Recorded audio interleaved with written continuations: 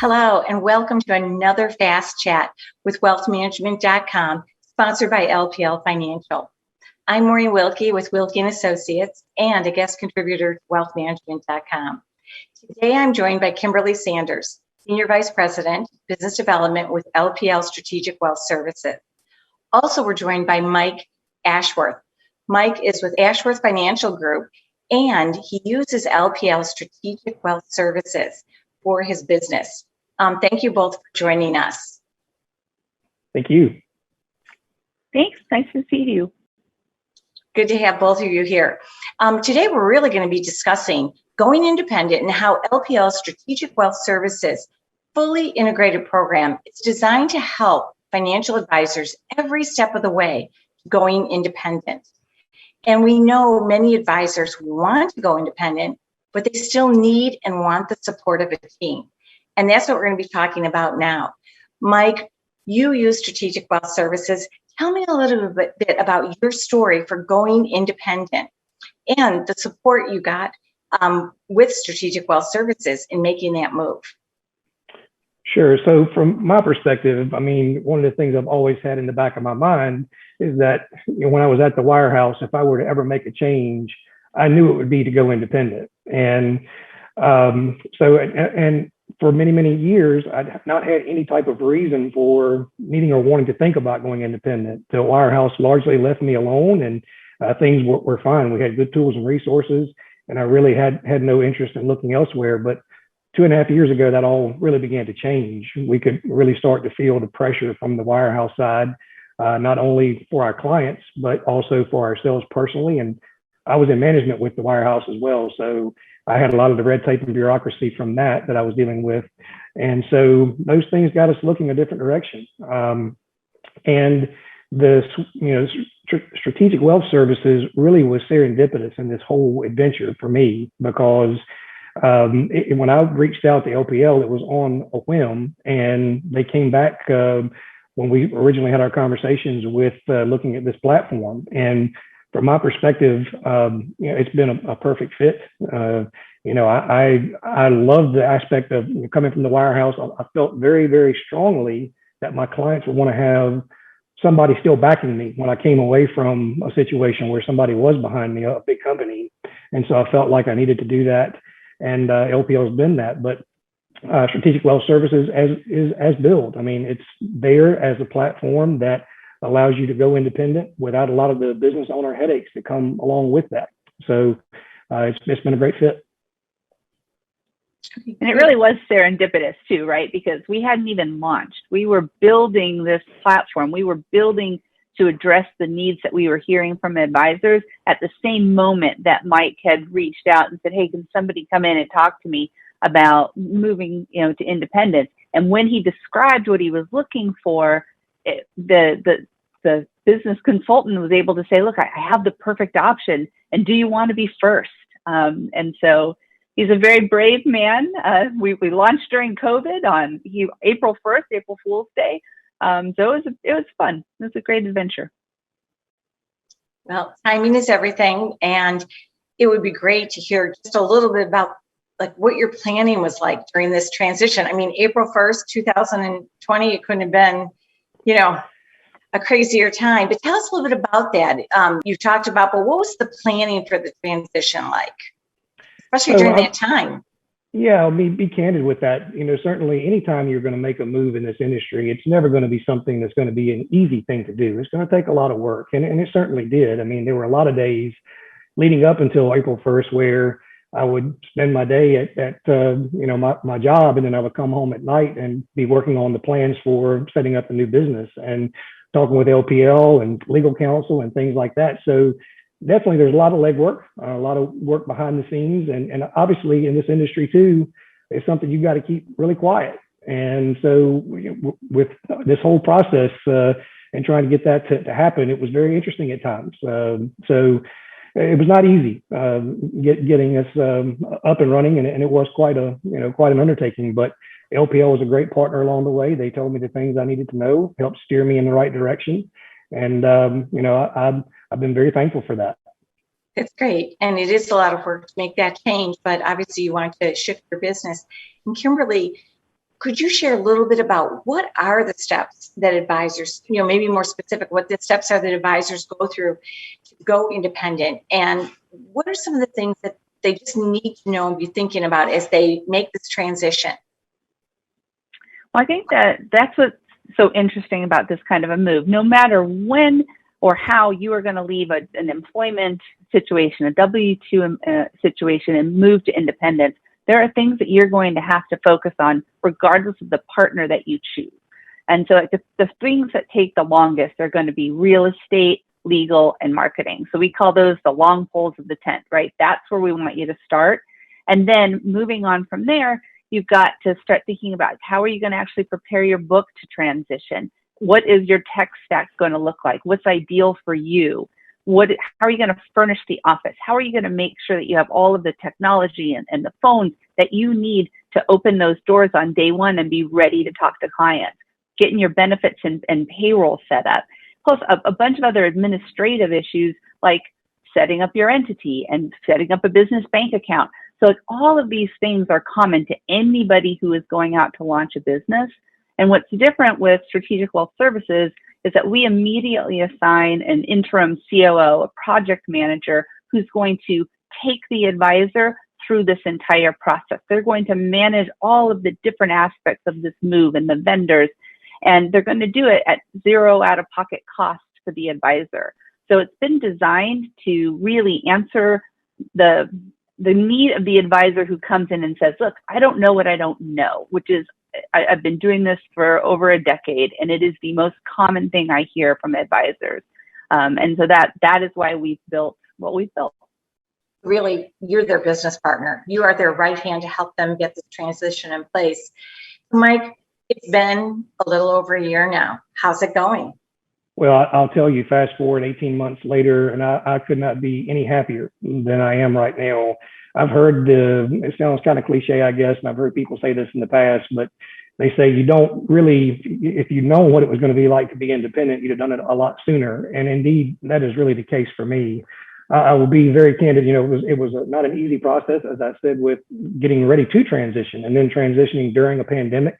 I think that actually ended up being a benefit to us with the technology that we have here. But you fast forward to now, I have found LPL to be a fantastic business partner, and they've been right along my side every step of the way. We've got great tools and resources at our fingertips. I've got a great team in place, and to the extent that I want to offload the headaches that might come along with being a business owner, I can. And certainly, there are going to be a few things here and there that I've got to do as a business owner that they can't do for me. But largely, I mean, between the marketing efforts and my CFO, COO, all the people involved, my virtual admin that we have, all these various different pieces we have that have been offered to us from LPL, I just could not be any happier with any of it. So I am very pleased with where I sit today. So Mike, one of my favorite things that you've said is you've talked to me about how your family has viewed this transition and how you view your family now that you're independent. Can I ask you to share that? Those are my favorite stories. Certainly. Well, when your own family picks up on the fact of a change in your demeanor within the first day of you making a transition, something probably needed to happen. But no question about it. When I was back at the wirehouse, I saw no vision for my family being in this industry. And now you fast forward to where we are today. I have one of my kids asking about coming into the industry at this point, and I'm really excited about that. My wife and I met in this industry, and I think she's going to come back and start working with us some too. So I can definitely see this becoming a family-oriented adventure again, when at one time I would have never envisioned anything like that. Wow, that's great. That's great. Well, and Kimberly, for you, it fast forward, like you've gone through a lot since you started. What's the state of Strategic Wealth Services now? Well, since our COVID premiere in April of 2020, we have welcomed 16 teams and 43 advisors representing $7.5 billion in assets that those fine folks manage. And we are working across the country. We are working with national wirehouses and more regional firms. And in the last little bit, we've actually welcomed 3 new firms from independent practices. So they had already done all of the heavy lifting, and they are focused more on the ongoing support that Mike was mentioning, right? So they were looking to offload some of those distractions and really get back to focusing on their clients and growing their business. So it's been a great 18 months, and Mike's been right alongside me through the whole thing. Well, that's really interesting because we know that as advisors go independent and figure out what their needs are to run their businesses, some have come to realize they needed that extra support, and you've provided that to them. Mike, now that you've been through the transition and you're operating in a business as usual state, would you share what you think are the top 3 benefits? Well, I think it's the various different things that they, again, take off of your plate. The first thing that I'll tell you, and most important to me, has been I had very little I could do on a marketing front when I was at the wirehouse. I couldn't use social media to any wide degree. Certainly couldn't do digital ads and things like that. I have a marketing person assigned to me directly, Tina Vale, and she does a fantastic job. She takes all these things, she runs with them. She puts out my social media blogs and posts every week. She just handles that part of the business for me, and it's not anything I have to hardly even deal with except for having a call with her once every other week to go over things. So that's been the biggest thing. It's just so smooth and easy to do. And it was so not where I was prior. So that's the biggest thing I can tell you. Technology is certainly another thing. I mean, moving in the middle of a pandemic without something like electronic signatures to be able to utilize, I don't know that our business would have ported nearly as easily as we ported it over during this time. So their technology has been phenomenal. And then lastly, it's just the people. It was a day where a light bulb went off for me. I was so accustomed to bantering back and forth with the back office at my wirehouse about getting things done. And I was convinced they were trained to tell us no the first time, regardless of whether the answer was yes or not. And so as we sit today, it was just one day, the light bulb, like I said, went off. I realized the person on the other end of the line was just trying to figure out how to make it happen. They weren't trying to tell me no. They were trying to figure out how to do it. And when I finally realized that was the case, my guard went down tremendously from that point going forward, realizing they were just trying to help. That's a really important point. So let's make sure we cover that a little bit about the back office and the platform. Kimberly, for advisors who are interested in learning more, what should their next steps be? So you can always reach out to me via LinkedIn directly. I'm happy to have an early call, or you can go out to our birthday landing page and you can track our momentum. You can reach out and meet with one of our business development consultants. You can read some case studies on advisors, including Mr. Ashworth there. He's on that page. Excellent. That sounds like a great starting point. Learn a little bit more, even with Mike's story. But Mike, what I'd love to hear a little more about is when you think of this service model, which of the ongoing services and support would you say you're using the most? Well, I do think that, by and large, the marketing part of it is what I am probably utilizing as much as anything. But listen, to the extent you want them to handle these things for you, they will. The only thing I've taken under my own control is running my QuickBooks. I've told a lot of people this story, but I didn't have control of my P&L, my profit and loss at my old location. So I really wanted to have control of that. So I've taken that and I do that through QuickBooks, but otherwise I have a CFO to handle all those things for me. I have a COO that, he basically keeps me on task and runs through a business plan with me on an ongoing basis. We connect every 6 weeks on that. And again, I don't have the headaches. I'm utilizing all these various different facets of what they advertise. So I'm definitely, I don't know if there's any one thing I can put my finger on. I'm using all the above.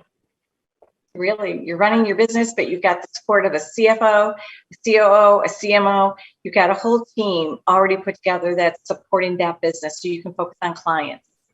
Yeah, absolutely. And I talk to other advisors at other independent outfits. I actually have family that are with a different independent, and I know they have a lot more headaches they deal with on an active basis than I do, for sure.